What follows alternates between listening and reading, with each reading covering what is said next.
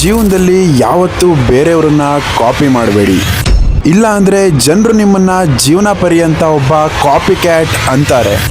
ಇದನ್ನ ಹೇಳುತ್ತೆ law number 41 of 48 loss of power. Avoid stepping into a great man's shoe. ಒಬ್ಬ expert person ನ ನೋಡಿ ಕಲಿಯೋದು ತಪ್ಪಲ್ಲ, ಆದ್ರೆ ಅದಕ್ಕೆ ನಿಮ್ಮ ಟೇಸ್ಟ್ ಮತ್ತೆ ನಿಮ್ಮ ಒಂದು ಕ್ವಾಲಿಟಿನ ಆಡ್ ಮಾಡದೇ ಇರೋದು ತಪ್ಪು. ಕಾಪಿ ಮಾಡೋದ್ರಲ್ಲಿ ಕೂಡ ಅಷ್ಟೇ ಎಫರ್ಟ್ಸ್ ಹಾಕ್ಬೇಕಾಗುತ್ತೆ. ಎಷ್ಟು ಅಂದ್ರೆ ನೀವು ನಿಮ್ದೇ ಒಂದು ಸ್ವಂತ ಏನಾದ್ರೂ ಮಾಡೋಕ್ ಹೋದ್ರೂ ಅಷ್ಟೇ. ಆದ್ರೆ ಜನರು ನೀವು ಏನು ಎಫರ್ಟ್ ಹಾಕೇ ಇಲ್ಲ, ಬರೀ ಕಾಪಿ ಮಾಡಿದ್ರಿ ಅಂತ ಹೇಳ್ತಾರೆ. ನೋಡಿ, ತಿಳ್ಕೊಳ್ಳಿ, ಕಲೀರಿ, ಆದ್ರೆ ಅದಕ್ಕೆ ನಿಮ್ಮ ಸ್ಟೈಲ್ ಮತ್ತೆ ನಿಮ್ಮ ಟೇಸ್ಟ್ ನ ಆಡ್ ಮಾಡೋದನ್ನ ಮರಿಬೇಡಿ.